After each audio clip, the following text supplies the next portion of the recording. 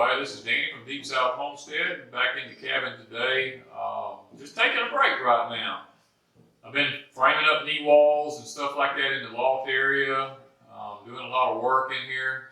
The wind's blowing like crazy outside, and that kind of brings me to the subject of today. Now, this is normally a chat that I would put over on Patreon, but I'm going to throw it up on YouTube because I'm really concerned about a lot of people. Everybody's not over on Patreon. There's an elite few over there, and they're very interested in what's going on. So I'm going to throw it up on YouTube because I want to, and I'll get the crazies over here, I know, talking about, oh, you're a beer monger, you're this, you're that. Well, call me what you want, I don't really care. Doesn't matter to me. The fact of the matter is this, guys. We are facing, in our country right now, some massive issues with climate. I looked this morning, but it depends on when this video comes up, let me put it that way. Today is the 11th, okay. Today is the 11th, Wednesday the 11th, Thursday the 11th. Let's think about homestead, you forget what day it is. Thursday the 11th, and looking at weather conditions this morning, I'm noticing that the whole northern part of the United States and the Midwest up from, let's say, from Minnesota, Wyoming, all the way down into Kansas, across over to Michigan, or across, Illinois, up through that area, up through there, everything's is snowing.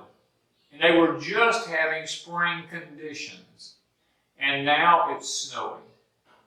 And blizzard conditions I'm seeing. Well, with that, I decided to check out water levels in creeks and rivers and stuff like that. And much to my surprise, there is flood warnings literally for the whole center of the United States, flood warnings for the whole Mississippi River, slammed to the Gulf of Mexico, flood warnings all over in Texas, flood warnings along the California coastline, flood warnings on the East coastline, flood warnings on the Ohio, the Missouri, all up through there. And I'm like, what is causing all this flooding? And when I got to looking into it, digging a little deeper, I discovered that not only has it been we've gotten so much rain, but also we are having what's called snow melt because we've had an excess amount of snow this year in a lot of the higher regions. And when it melts, that snow has got to go somewhere. It's got to turn to water. It's got to go somewhere.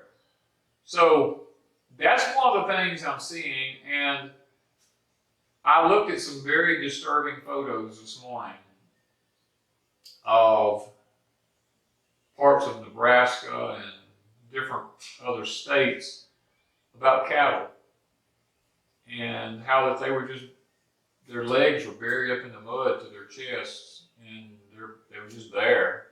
They were dying. They couldn't get to them.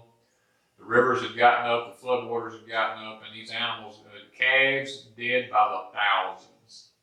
And guys, that only means one thing, that meat prices in the future is going to go high. This is not something that, that the market is trying to manipulate. This is a weather condition that has happened. I've seen grain silos. I looked at them. A lot of them just completely collapsed under the water. The ground got soft. The silos collapsed, fell on the ground. Tons and tons and tons of corn just spread everywhere, literally molding, ruining. So there could possibly be a grain shortage. I looked into some of the agriculture news from different states, and they're talking about how that farmers are not going to be able to get in the fields. They're too wet. And by the time they plant, there's a formula. Let me say this. There's a formula with corn. If you really want this formula, Eric from Life and Farmland last year had a video up when he talked about my Danny corn and some other corns about, and he gave that formula there, and I thought that was just fantastic. And if y'all, check out Eric Life and Farmland. Go back back and look for his videos, you should find it in there. When you look up where he's planting corn, harvesting corn, I don't remember the exact video. If I find it, I'll put it in the link down below, or I'll put it in the card up above when this comes up. But he talks about number of days, cool weather, warm weather, all this kind of stuff, how it affects the growth of the corn, and how that certain varieties of corn require certain amounts of this and that. And Eric is a lot wiser in it than I am in his description of it. But I also saw the exact same thing on the agricultural news that I was looking at, and they were talking about how that even though there might be enough days to plant corn, if it doesn't come out where, because see, they were explaining like hot weather causes plants to give off more carbon dioxide or something like that. I'm not a scientist, so I don't know the ins and outs of all of it, but guys, what I seen was, in other words, I'm just going to put it in layman's terms, even though they plant their corn, there's not enough time for it to mature and be able to get it out of fields before the next weather issues take place in the fall. And the snow could hit it and it could freeze it. I mean, the ground could stay too wet. It could waterlog in the ground.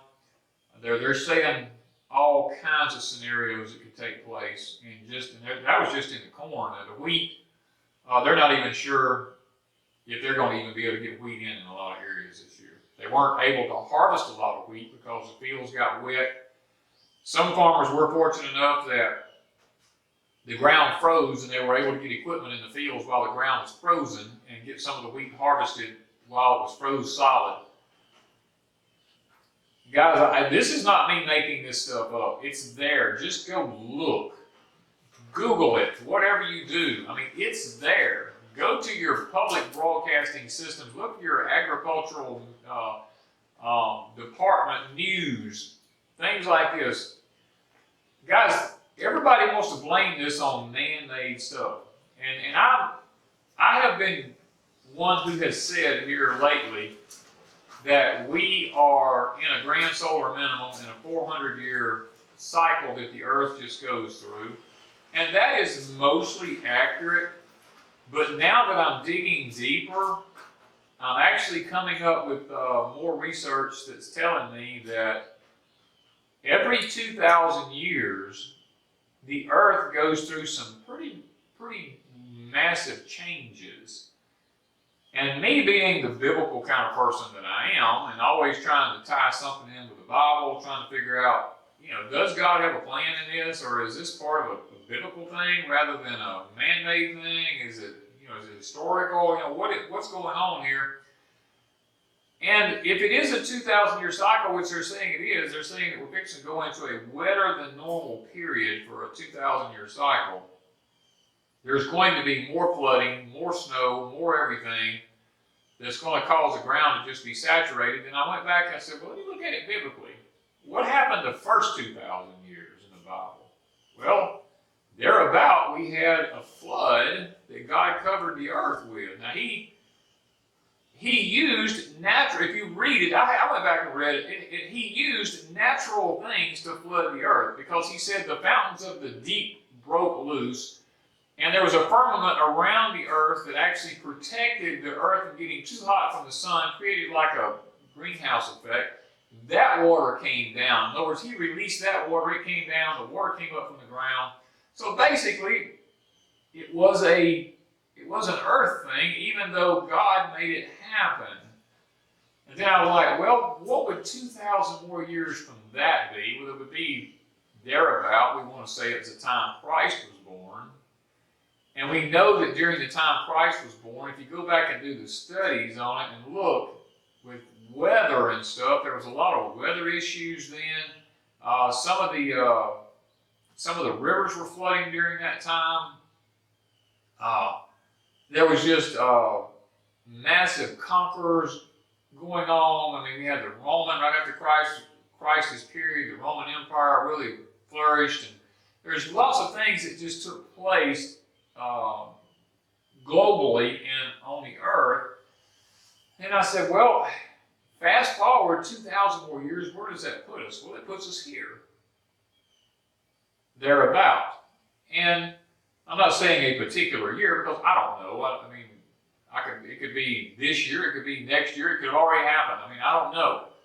But the thing about it is if we're in another 2,000 year cycle, and they're saying, scientists are saying, now it's not me, this is scientists are saying this, that we could be facing another 2,000 year flood time. Now, we're not talking about, God promised the earth would never be flooded with water again. He gave us a rainbow for that as a promise. But he never told us that we would not have massive flooding again. Now, these are things that I go back and I'm trying to read between the lines. I'm trying to get rid of traditional teaching, and I'm trying to read between the lines with things. The year of 1815, the year without a summer, volcano Tambora, erupted. We know that in 1815 or 1815, and then 1816 was the year without summer. And it covered the atmosphere with ash. Well, there again, that's an earth thing. Wasn't a man-made thing.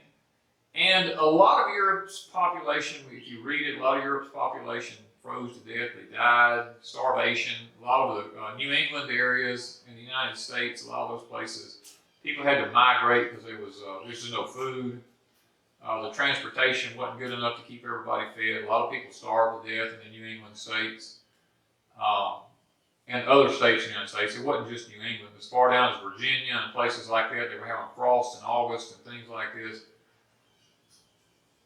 And then I said, well, how can I tie this in biblically? Because the thing about it is, God said in the scriptures, Christ said, that as long as the earth stands, there will always be seed time and harvest.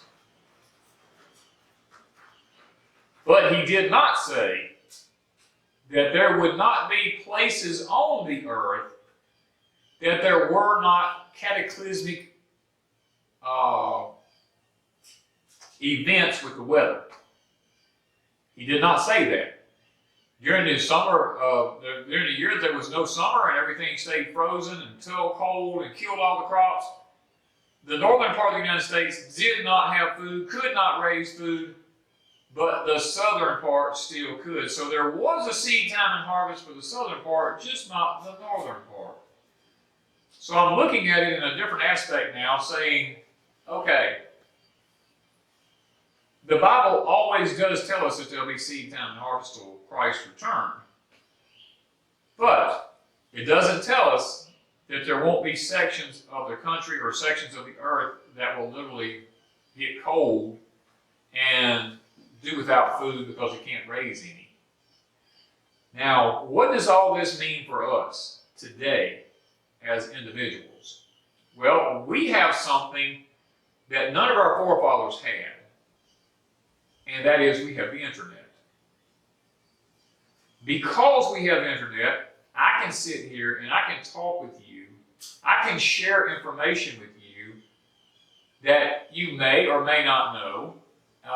You can do a better job of preparing your family for what's coming. You can do a better job of prepping items because you can, while there's still time, you can order things. You can, things are still available worldwide, globally. Things can still happen, and we have this at our fingertips. Our forefathers did not have this. The year without a summer, when Mount Tambora went off over in the Middle East, the people in the United States had no clue that happened until word probably come through, through whatever communication systems it was, but it took a long time for it to get here, and then whenever it started happening, people realized, wow, something's happening. But that's not the way it is today. Today, if a volcano erupts, we know it within seconds. We have satellites, we have everything watching the face of the earth. When something happens, the news is on it right quick. There's somebody that's always on something. It's their jobs. It's called the internet. It's called artificial intelligence. It's out there today. It's everywhere. www, World Wide Web. Crazy thing is, you Google that and do the numerical value, only do 666. I mean, that's another subject for another time. But guys, the thing about it is, what I'm saying is this: you have something at your fingertips that your forefathers did not have, and that is access to information. And the fact that you have access to information means that you stand a better chance of survival than your forefathers did. We can sit here when Fukushima went off in Japan, we knew about it instantaneously. But when we saw the weather patterns changing and a lot of the radioactive material blowing across the ocean, we automatically knew that the California coastline, the Washington coastline, the Oregon coastline, all up through Alaska up there was going to be contaminated with radioactive material. We knew that. That's why Wanda and I today will hardly ever buy anything from the West Coast, if we can help it. Especially anything edible. There are times we have to break that rule and order a few things, but as a rule of thumb, we will not. Simply because science has proven the whole West Coast is radioactive now with lots of contaminants there. Now, not everything, but a lot of things are. But the point is, we have this at our fingertips. Had there not been any information about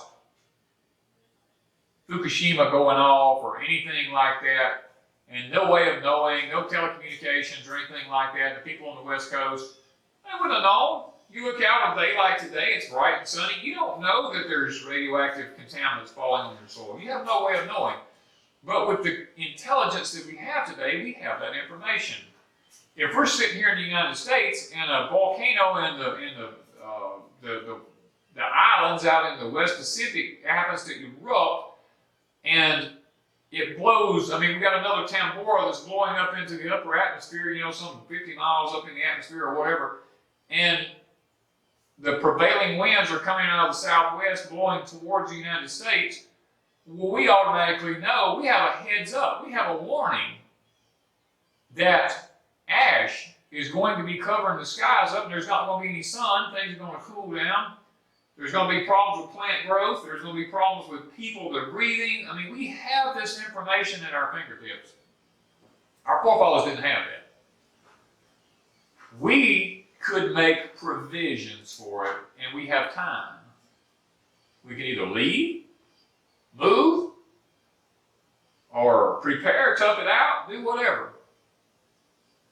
I mean, when I went back and looked at the information on Tambora when it went off, the recorded information, let me say that, how many 100,000 people died instantaneously just simply because within so many miles from this thing, it was a pretty vast area. A lot of people got in boats and left the islands and stuff like this and was able to escape.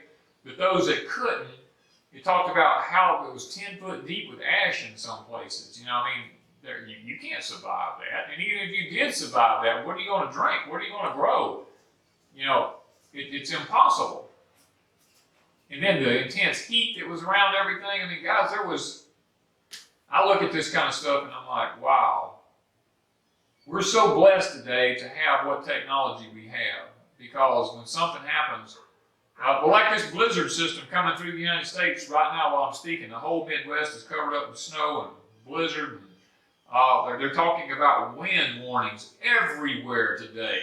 Where we're at here, for the next 5 days, we have winds anywhere from 15 to 40 miles an hour, wind gusts, and then we're fixing to drop back off, and we're in the deep south. It was 93 yesterday. Next week, the first of the week, we're going to be back at 43 to 44 degrees. Our whole gardens are planted. Our tomato plants are up. All of our green beans are up. I mean, peppers are all in. Everything's up and everything's blowing and going good. We got to go out, even though it's not a frost, that kind of temperature really stunts something. So we'll either have to go back and put covers around stuff or just chance it. I mean, I'm going to sit here looking out the window at my Irish potatoes right now. They're up probably 1.5 foot tall. We've already dug some potatoes out under some of them, new potatoes, steal them to eat. They should be fine. But this wind, you may or may not hear it in this video, I don't know. But I'm inside the cabin right now, and the wind outside of the trees, I'm looking at them, they're just bowing over, literally just bowing over from the wind. And guys, that's affecting us here in the Deep South, 30 miles north of the Mississippi Gulf Coast. I looked at the wind warnings all up in the Midwest, all the way down through into Missouri, down and through the central part of the United States. There is high wind warnings up to 60-mile-an-hour gusts, hurricane force in some places. Some of them with snow, some of them without snow. So, guys, this is what I'm talking about. We have warning systems to alert us that these kind of things are actually happening.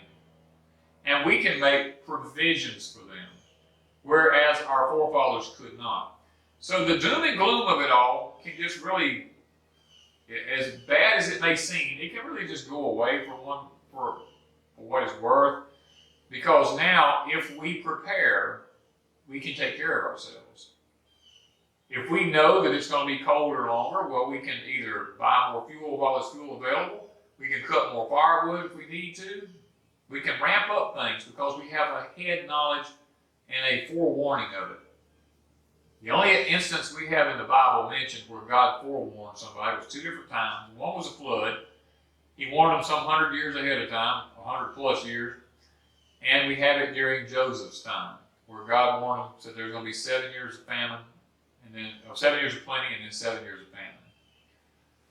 So we see that even God warned people when there were going to be things. So now, God so much doesn't have to warn us now. We have intelligence that warns us of things coming. I think that's part of God's plan for His people. If we will pay attention. And don't look at me and say, oh my God, you're so negative, you're a fearmonger. No, I'm not a fearmonger and I'm not negative. What I'm telling you is actual facts. What is happening is cylindrical with the earth. The earth does this. The sun right now is resting. It's going to sleep, they call it. When that happens, the geomagnetic field around the earth weakens, and all of a sudden, I think we've got a big, huge solar flare that's fixing to start facing the earth here pretty soon. If that thing bursts off like it could, we could have another Carrington event, which would be 10 times worse because of all the electronics today. Guys, it's not me being fearmonger. It's just me telling you facts. I can't change that whether it happens or not. It has nothing to do with me. I'm just simply sharing information that may or may not help you. If you choose not to believe it, that means nothing to me. If you choose to believe it, then you can be blessed, I think. If the people during Joseph's time chose to say, oh, Joseph's just a nut. He doesn't know what he's talking about. I don't believe him. When there were no food, did that keep those people from being hungry because they didn't believe? Or what about Noah's time when he was building the ark? They laughed at him and scoffed at him and made fun of him. Oh, what are you talking about? It's never rained. There's no water out here. You built a boat on dry land. Well, when God shut that door and the water started falling, I'm pretty sure when it got up to about waist deep and then neck deep, they were beating on the side of that boat and hollering for Noah. You know, Noah, you wasn't so stupid after all. But it didn't matter. The end result was the same. If you don't believe, then you perish. Because the Bible says in Proverbs or Ecclesiastes 1, I can't remember which one it is right now, wise man seeth the destruction coming, or uses the word of the prudent man, and he makes provisions for it. So guys, that's what I want to leave with you today.